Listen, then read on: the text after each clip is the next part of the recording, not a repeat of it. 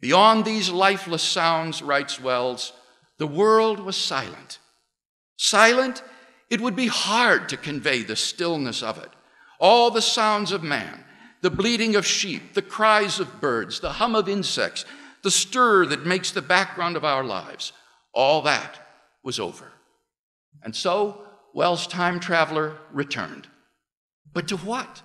To merely an earlier point on the same purposeless rush towards oblivion. When, as a non-Christian, I first read Wells's book, I thought to myself, no, it can't end that way. But this is reality in a universe without God. If there is no God, it will end that way, like it or not. There is no hope. There is no purpose. In a famous passage, the atheist philosopher Bertrand Russell lamented that man is the product of causes which had no prevision of the end they were achieving, that no fire, no heroism, no intensity of thought and feeling can preserve an individual life beyond the grave, that all the labors of the ages, all the devotion, all the inspiration, all the noonday brightness of human genius are destined to extinction in the vast death of the solar system, and that the whole temple of man's achievement must inevitably be buried beneath the debris of a universe in ruins. All these things, if not quite beyond dispute, are yet so nearly certain that no philosophy which rejects them can hope to stand. Only within the scaffolding of these truths, only on the firm foundation of unyielding despair, can the soul's habitation henceforth be safely built.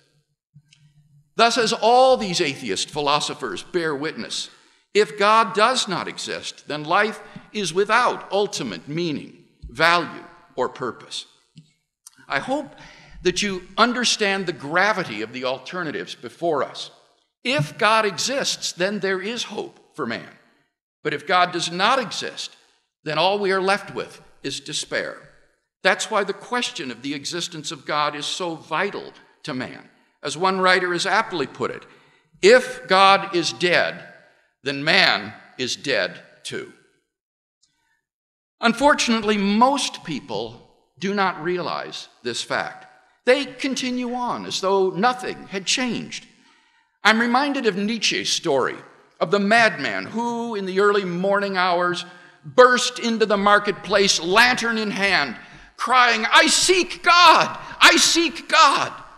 Since many of those standing about did not believe in God, he provoked much laughter. "Did God get lost?" they taunted him.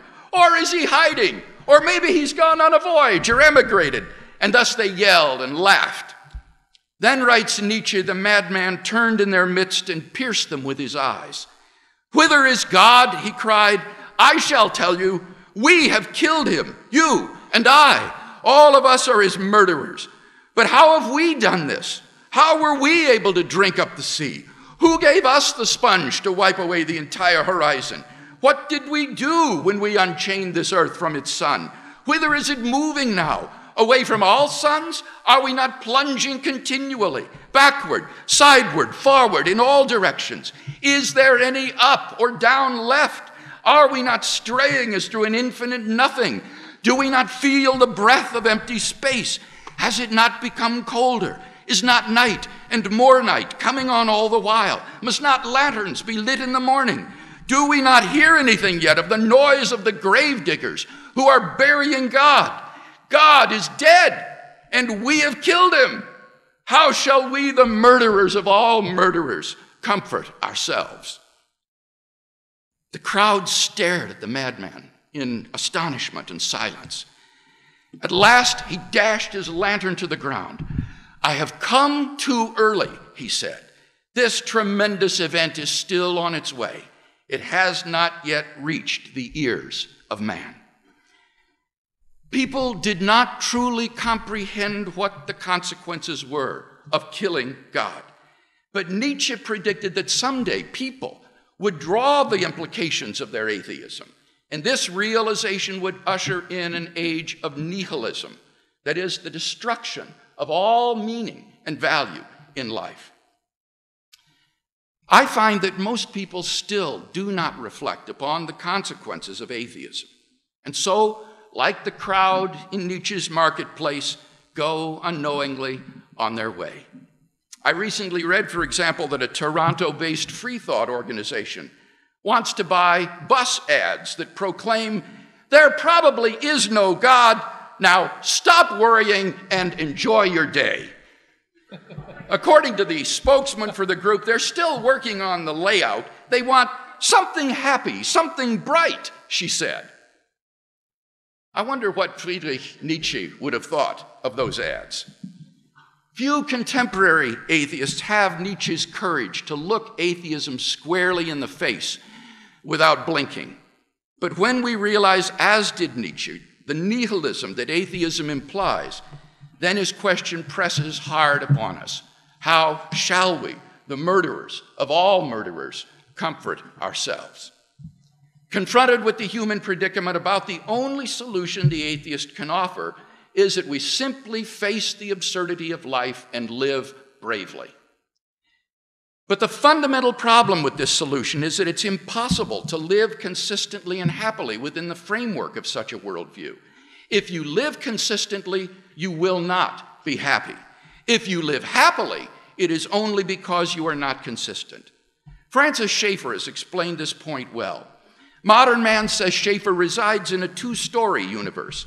In the lower story is the finite world without God. Here, life is absurd, as we have seen. In the upper story are meaning, value, and purpose. Modern man lives in the lower story because he believes there is no God.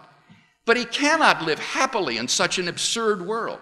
And therefore, he continually makes leaps of faith to the upper story to affirm meaning, value, and purpose, even though he has no right to, since he does not believe in God.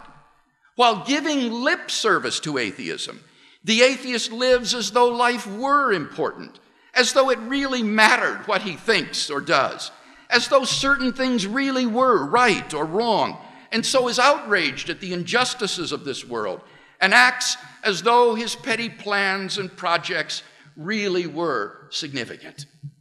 The dilemma of modern man is thus truly terrible. The atheistic world is insufficient to maintain a happy and consistent life. But if atheism fails in this regard, what about biblical theism? According to the biblical worldview, God does exist and man's life does not end at the grave. Biblical theism therefore provides the two conditions necessary for a meaningful, valuable, and purposeful life: God and immortality. Because of this, we can live consistently and happily within the framework of such a worldview. And thus, biblical theism succeeds precisely where atheism breaks down. Now, I would be the first to say none of this proves that God exists. Even if atheism is unlivable, it may still be true.